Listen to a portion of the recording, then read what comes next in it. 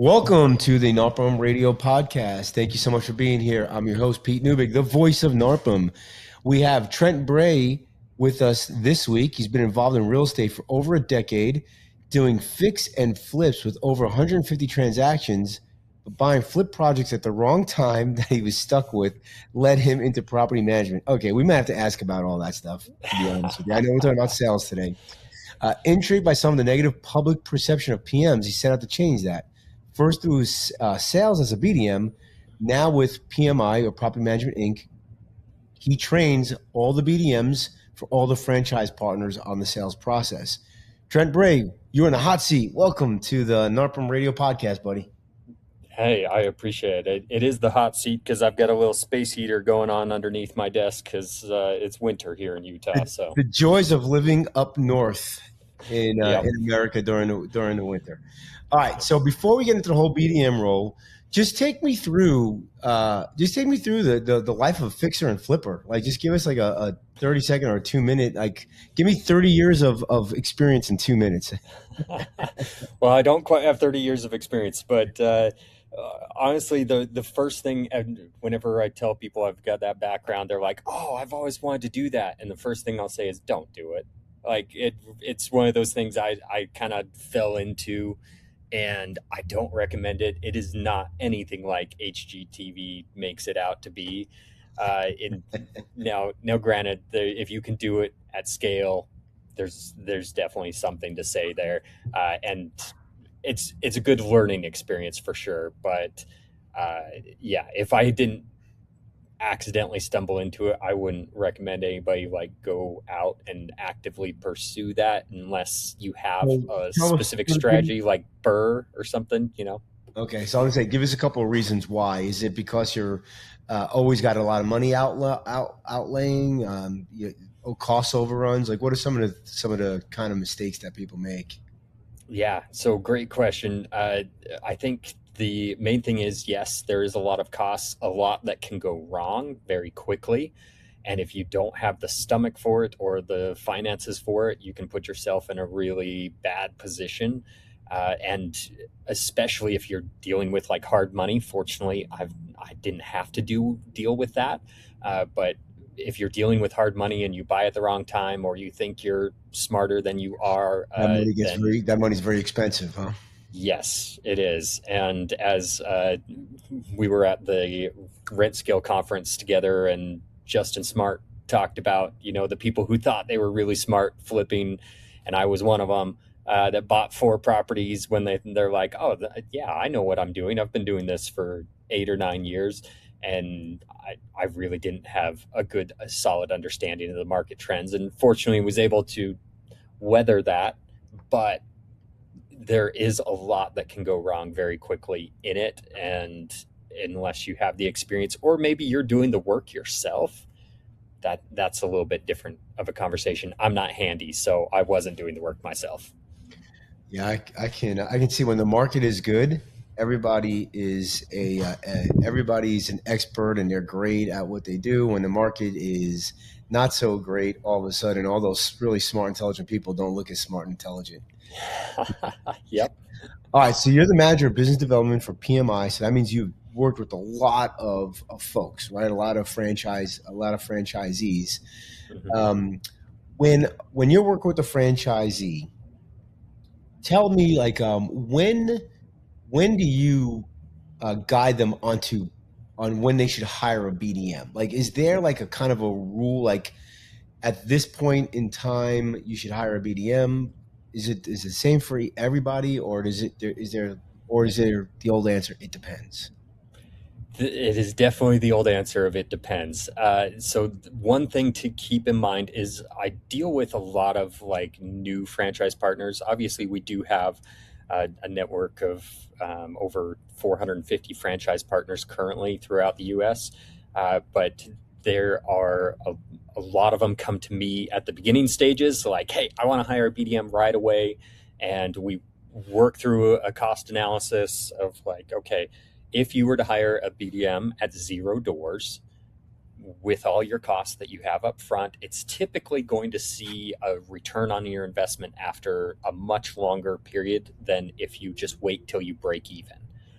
And that is one reason that I tell them, hey, maybe we should wait. But the other thing is, I tell them to wait to hire a BDM until they have a better understanding of the sales process, because a lot of these franchise partners are buying into a franchise. They're not buying necessarily into property management. Like, of course, obviously the business is property management.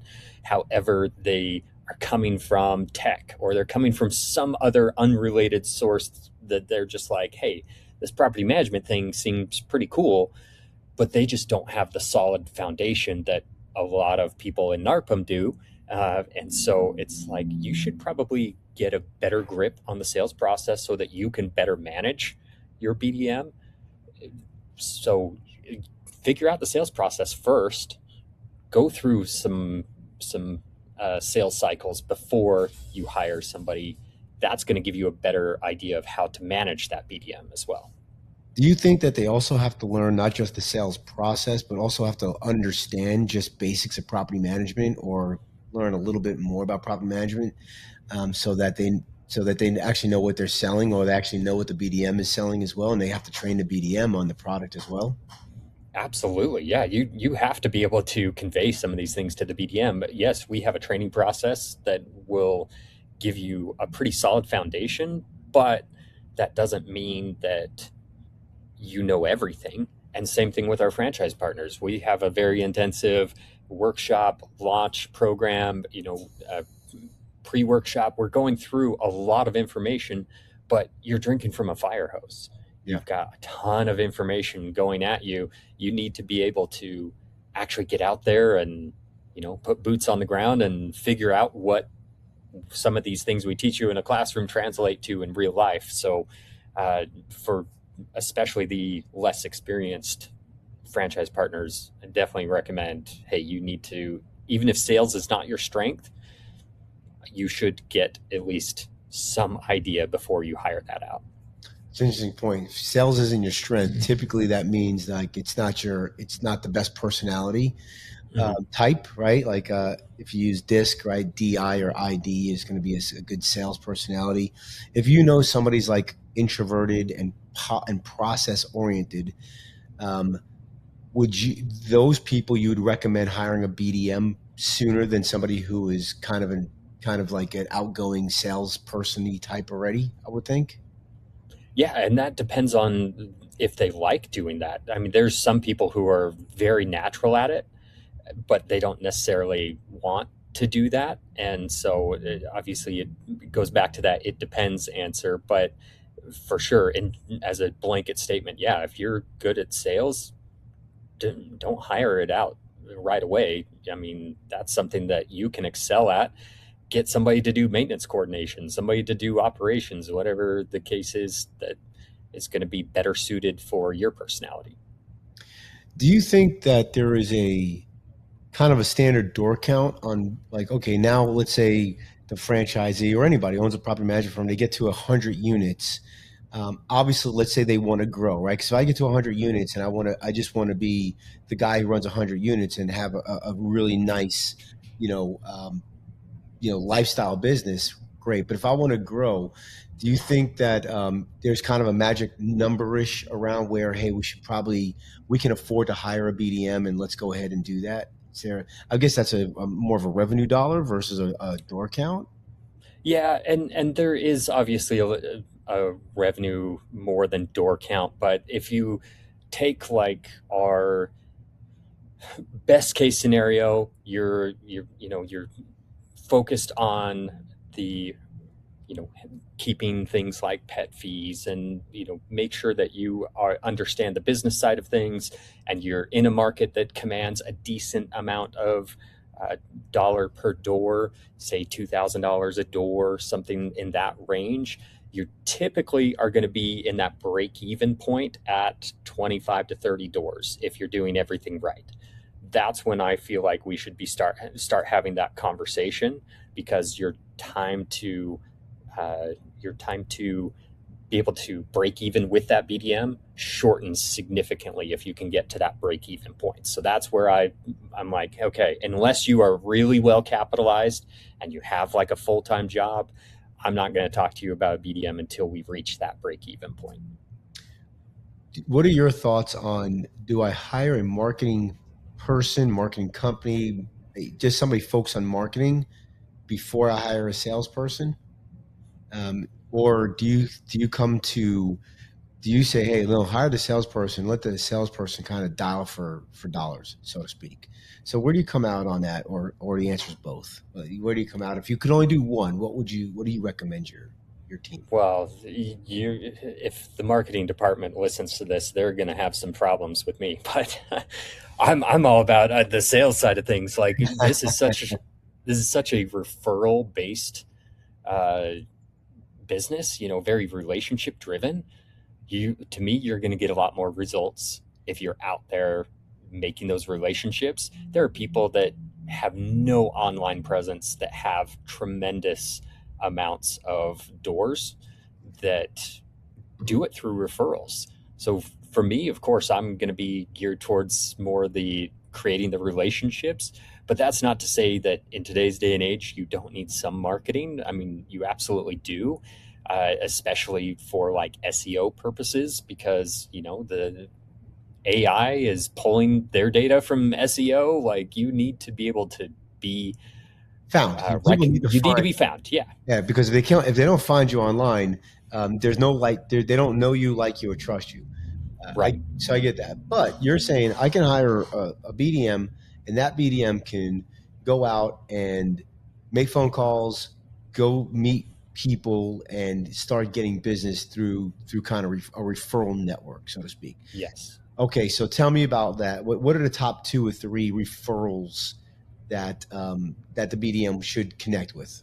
I'm going to go with number one. Obvious is obviously other brokers or other realtors that don't do property management. So we got that one out of it. What's the other? And are there other referral sources that you like? And is there a way that I should work with those brokers? Like, Yeah. because everybody says, "Oh, I have a referral." Like, "Oh, we do a referral product," but is there like some of them, 80% of them just don't do it well, right? So, Right. talk a little bit about like what are some other referral sources you've seen work, and how do you work a referral source? Yeah. So great questions. Absolutely. Number one is real estate agents. That's like you said, that's been my number one referral source in the past. And I definitely have what I feel like is a unique strategy for that, connecting with real estate agents.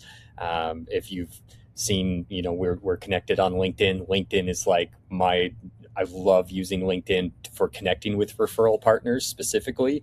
The reasons being, one, if you are, trying to connect with somebody on Instagram, there's a lot of realtors on Instagram, and that tends to be their preferred platform. However, if I were to follow somebody, like, comment, it just gets buried in their notifications. They never see me, they never notice me. And I've tried this. I've tried to build these relationships there. It doesn't seem to work very well. Whereas if I connect with somebody on LinkedIn, it sends them an email, it says my picture, or has my picture, has my title, has my name. I just do likes and comments on their stuff that they put on LinkedIn. Obviously, they have to be active on LinkedIn for this to work, but I don't do DMs at all. That's not my strategy at all.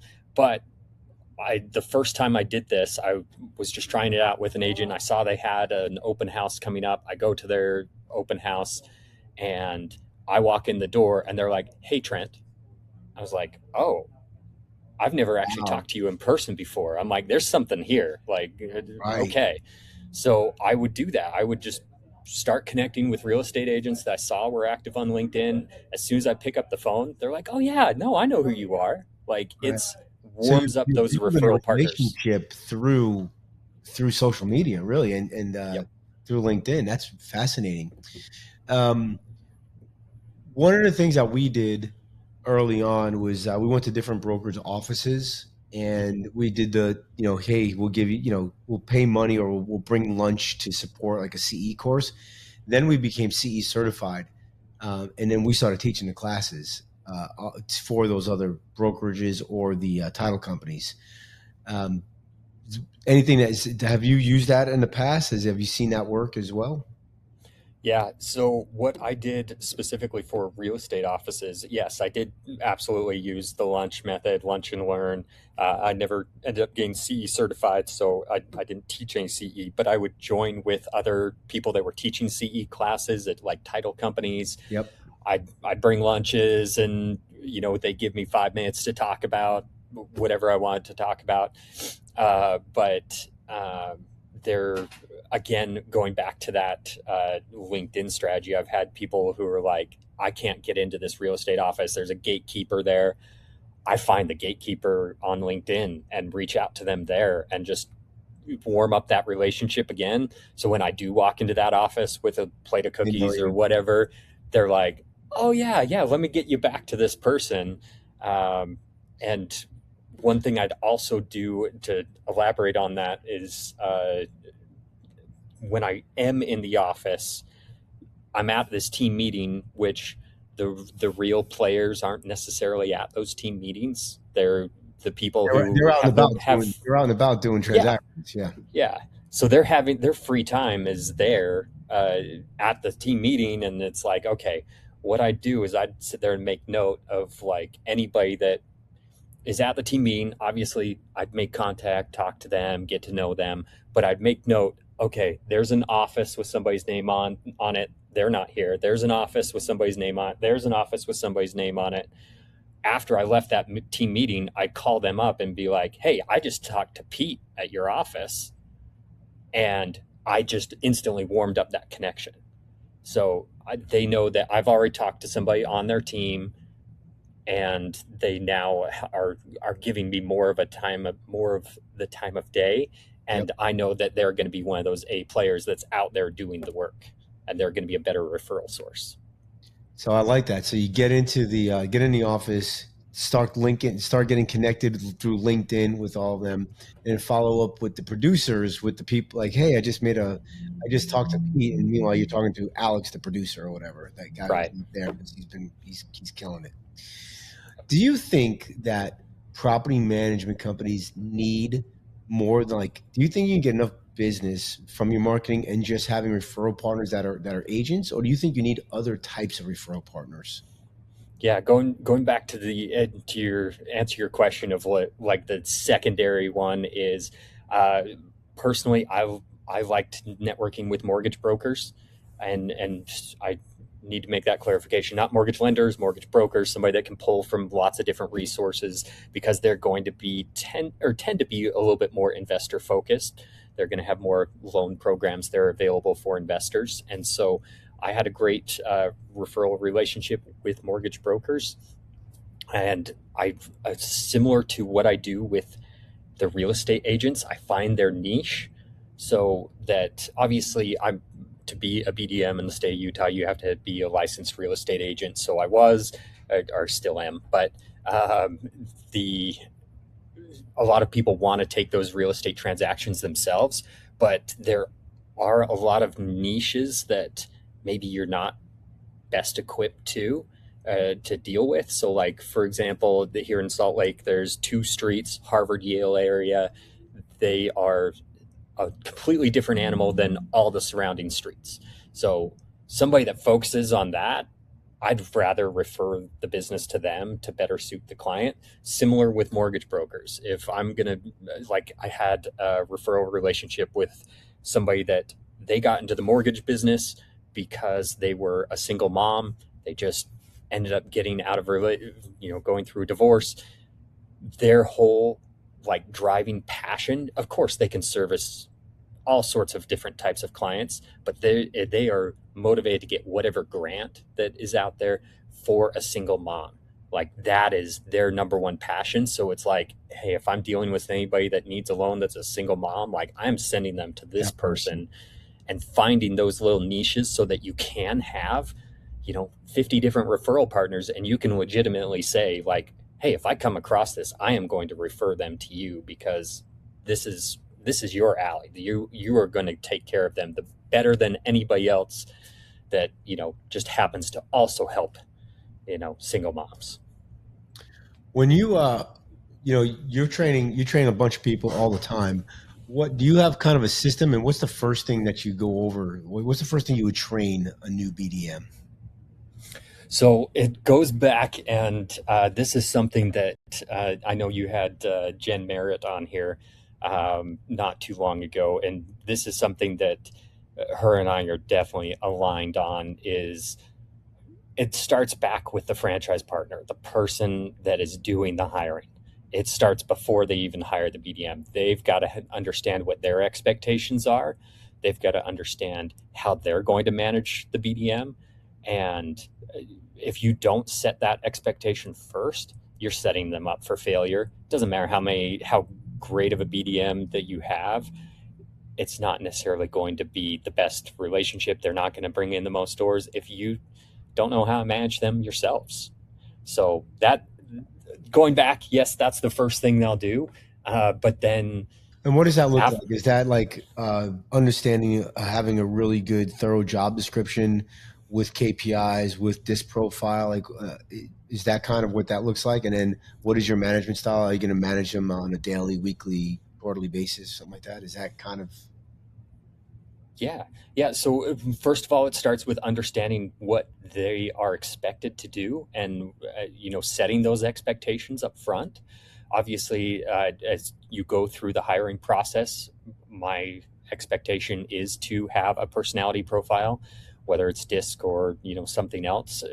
Getting an idea of what their personality is, the BDM's personality is going to be a key factor in the hiring decision. In my opinion, we can't do any of the hiring as a franchisor, so we give them the resources, but we can't. Like Jen, she can do the hiring. I cannot, but that is something that you set that expectation first of what their personality type is, but then getting into the actual, they're in the office, what their expectations are. We have a lot of disagreements with people of like, okay, who's paying for mileage or gas or, to go to these events? Who's paying for the Chamber of Commerce membership or BNI membership or whatever it is, right? setting those expectations up front, like, hey, this is what I'm providing to you. This is what I'm expecting out of you with what I'm providing to you. So very basic, like, hey, I'm doing A, you're doing B. This is how they work together. Yeah, it could even be as like, hey, expectations are we expect you to make X amount of phone calls, X amount of emails, join X amount of groups, have X amount of referrals. Okay, I like that. So, all right. So the first thing you're going over is with the company owner. Make sure that you're hiring the right person. Make sure that you have expectations set up. They hire that person. They say, "Hey, Trent. Okay, now I just hired Pete. I need you to kind of help him out, right?" So Pete might have come from a sales background, but what's the first thing you're going to help Pete with as a BDM? Yeah. So first of all, trying to understand their understanding of the property management industry. There's obviously some things, some nuances that you're going to have to understand Yeah, in come the on, sales Trent. Property process. managers, all they do is collect rent. That's all they do. Funny thing is, that was my BNI sign off. Was everybody thinks property managers just collect rent. They obviously do a lot more than that. So my tagline was, "Don't just collect rent, call Trent." Oh, So I that like was that. so yes, there is more to it than that. But yeah, it's understanding a little bit of the property management industry. I'll sit down and talk with them one to one. But there is a part of our PMI Grow program, which is going to be similar to like the rent scale, the Biz Dev Mastermind, specific to PMI corporate though. That is where we will go over the sales process, how we particularly deal with that. Obviously specific things related to the property management industry, and how to conduct on-site consultations, all sorts of different aspects. There's about 20 different modules that we'll go through uh, to help get them up to speed. But it, again, is part of the expectations of the owner that will outline of like, okay, you need to be able to share your knowledge, share your referrals that you have, trying to set them up for success. Does PMI have a CRM system that you guys partner with? that you guys recommend? And is it the same one that you would recommend? Great question. I'm glad you actually said this. So, I we do partner with Lead Simple, and I used Lead Simple when I was a BDM. I liked it. We the company I was with was not a PMI franchise, and so they weren't tied to that. And the owner of the company said, "Hey, you can go out and look for other CRMs that are out there." And the thing that I love about Lead Simple is it was designed as a property management CRM from the get go. Mm-hmm. So, and I'll tell people all the time when they see Lead Simple for the first time, or I'm like, it's not the prettiest thing out there, but it works. It does, and it's got the CRM side, it's got the process side. So I can absolutely say yes, I do recommend it. It is what PMI happens to use, but it's what I used before, and so I definitely do recommend it. That's one of the advantages of going with a franchise option. If you're kind of like, hey, I don't know if I should build my own property management firm or go to franchise. Franchise already has a tech stack. I'm sure you guys get pretty decent discounts on that tech stack because of Yep. volume, volume-based discounts. All right. Yep. So you're basically training the BDM just on the basics of property management first, and then on the CRM, how to use CRM, and basically helping them build a sales system. Isn't it crazy how many BDMs they don't have a specific sales system? They just kind of do what they do. Like, Yeah. is that pretty standard when you get them? Like, what do you mean you don't have a sales system, right? Yeah, and I can say that from my experience too. I didn't necessarily have a good solid sales system before, becoming a BDM, because most of the roles I was in before didn't necessarily need that same system. I've done a lot of more entrepreneurial minded stuff, and so it's kind of like, hey, we're just gonna wing it and see how it goes, and then you never sit down and actually define that sales process. And now, having been through that, define that sales process, I'm like, wow, this is so much better if you do this the right way. To be able to have a system for follow up and have a system for reach out and a system for how many dials you're doing. It makes life so much easier. I've read. I think there was a couple of business books that said I think you have to have 7 touch points before somebody even responds, and I think the average sale takes like 11 touch points or something like that. So if you make one call one time and they don't answer, and then that's it, like that's a bad sales system, right? To have at Yep. least 7 steps is what I've always been taught. What are some of the key metrics that we should be looking at for our BDMs? Yeah, so great question. There's quite a few metrics that you can track. And I know, again, listening to Jen's podcast that you did with her, she's got it dialed in probably a little bit better than I do just from experience. But obviously, you want to see how much outbound you're actually creating, what that looks like in terms of meeting set, dials that you're doing. You do want to measure response time for sure. Your response to inbound leads. My expectation is 3 minutes, but there's obviously a lot of things that can happen on a BDM's plate or a franchise partner's plate doing multiple things. So that's where you can lean on the CRM as long as you've got it set up properly. That first touch point's going out at 3 minutes. And so that is an expectation that it should be going out within 3 minutes, even if you're busy. But then once you get into that sales process, the close ratio as well as the time to close, those are definitely going to be points that I'm going to be looking at with each individual BDM. And I guess the amount of touch points in that time frame. Yeah. So do you look at more? Do you look more at activity, or do you look more at end results? Like, for example, I go back and forth on this. So this is a question that I have personally, right? It's like, I used to always just look at like conversion rate, Yeah. right? But if let's say conversion rate's 24%, is that good or bad? Over time, that tells me if we look at the trend, but it doesn't tell me why the conversion rate is that, right? Because you just said the sales steps, it might be 6 or 7 steps. do you actually create KPIs like early on and look at the stuff, look at the KPI for on the early steps first to make sure the activity is being done, and then look at the ones like kind of in the middle, then look at the ones in the at the end, and then look at final review, or do you like at all of them? Because you don't want to look at too many as well. So where do you think the balance is?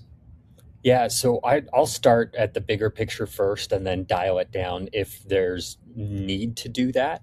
So it's like, okay, it took 30 touch points and it took 6 months to close this deal. Why? Let's go dive a little bit deeper. But if we're high level looking at it and it's like, okay, it took 6 or 7 touch points over 10 days, I'm not gonna dive too deep into that. But I think the activity usually is related to the other metrics that you track as well. But um, you want to make sure that that activity is the right activity, I guess, is what I'm trying to say. So like in my Interesting. experience. Right. So if you're just looking at, okay, I need him to send, 40 emails or whatever. Great. Mhm. He's hitting 50 emails, but we're not getting anything to the next level, right? To the next step, or we're Mhm. not getting conversion. Are those 40 emails the right emails? That's kind of what you're Right. going at. Yeah. So and are they an email person? Do they prefer text? Do they prefer calls? Are we That's where if you're I see a bunch of activity and a long time to close, it's like, okay, let's dive in a little bit deeper. What did that look like? Are we sending videos, for example? Like, I'm a big proponent of using video. It's statistically shown to decrease your close time and increase your close ratio. So you're trying to get people to know, like, and trust you. A video is a great way to do that. And if you aren't able to get them on the phone right away, or you can respond with a video just as quickly as a phone call. So I'm a big proponent of it. But if there is a way that we can dive down into those specific touch points and see, okay, you can send 100 emails, but if they never open their email, what's the point? That's the point. Yeah. Yeah. So, so what you're doing is obviously one, you're making sure you get the right person. Then number two is you're going to arm them with information just about what the product they're selling. And then number three, you guys are going to create a sales system that that the CRM or that we can track all of these action items, like the response time that you talked about. Mhm. And then what I'm hearing is you're tracking some of this stuff, maybe not everything at once, but you're tracking some of it along with the end result, and then you're going back and tweaking the sales steps. Is that kind of the next piece of it? Yes. Yeah. Depending on the feedback we get from that high level, looking at the From your sales numbers, right? The process. numbers Yeah. tell you this is working or this isn't working. You're Yeah. going to tweak it. Yep. In your experience, what are some of the things that you had to tweak? Is it the copy? Is it the CTA? Is it all of the above? Like, what are some of the things that we should be looking at if something is not working? Yeah, so I think a lot of people are fairly passive, and I tend to be, in general, a passive person. But I don't want to, I don't want to rub people the wrong way. But you need to have some sort of driving the next point, the next conversation. You need to be able to have some sort of call to action of like, hey, I can send a bunch of emails that are just informational, but it's like, okay, this information is useful because of, we can get you in, like, for example, we're recording this in December, not sure when it'll air, but it's a time where it's not a great leasing season. Like, we should be trying to get this on like an 18-month lease so that we can get out of this leasing cycle. So you can give them that information, but that doesn't do anything if you're not like, okay, so let's get it listed now so that we can get those contracts, so we're not in March and we're still sitting with an empty property. And you've got to drive the conversation towards the next step, whatever it is, and have some sort of call to action. A lot of people aren't necessarily doing that I find. And then also, they're not hitting them where they prefer to be contacted. There's a lot of people that just prefer to fire off an email. It's like the way I've designed our sales process in the CRM is, we're going to hit them with a text, we're going to hit them with a call, we're going to hit them with an email, and then let's do that again. text, email, call. We're finding where they prefer to be contacted. And then once we've got that figured out, okay, let's continue on with that. And some people are like, oh, I don't like calling. It's part of the job. You're going to have to do it. All right. Well, we're up against it, so I want to be mindful of everybody's time here. So I'm just going to ask you your opinion. Now, granted, we know that you're PMI, but when should you consider a franchise option, a franchise solution, if you own a property management firm or thinking about owning a property management firm? Yeah, I think there's And a I know this is lot. not PMI's. This is Yes, Trent correct. Bray's. We're asking Trent his opinion, not the opinion of PMI. Correct. Yes, this is my personal opinion. So this actually hit me really hard just the other day. So I'm currently reading the book Unreasonable Hospitality. Uh, Fantastic book, but in chapter 5 it talks about corporate smart versus restaurant smart. And so the corporate smart has that the systems, the scaling, the cost savings, all the things that you need. But the restaurant smarts where you can be really creative and you can just do whatever you want and figure it out as you go. There definitely needs to be a balance of that. I think that that's why I like PMI's franchise model. Yes, we have the corporate smart. We'll give you the tools, the scale, the systems, everything that you need. But then you're an individual franchise. You have a lot of flexibility to be restaurant smart, as they call it in that book. So you still aren't going to lose your soul or anything like that. It's you still have the local expertise that you need.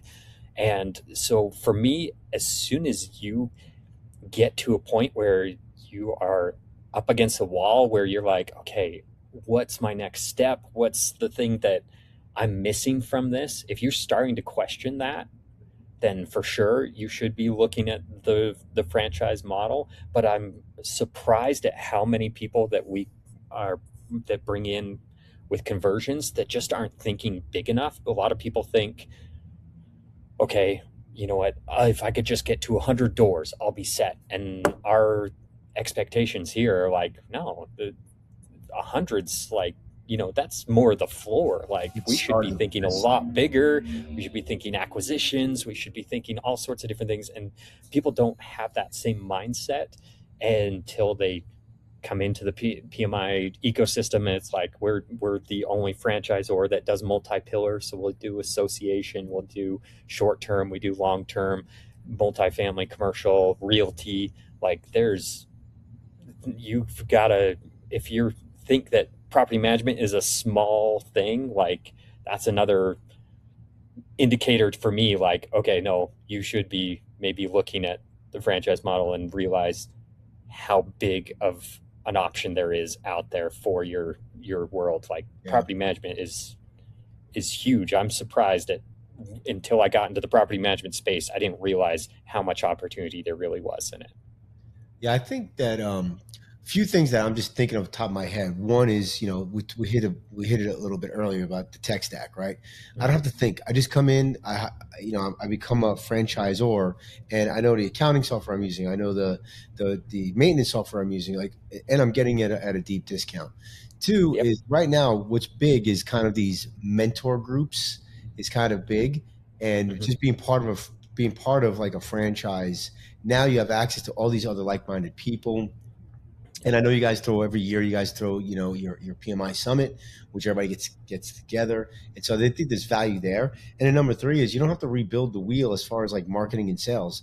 PMI knows all the pain points that investors have for short term and for, SFR and multifamily.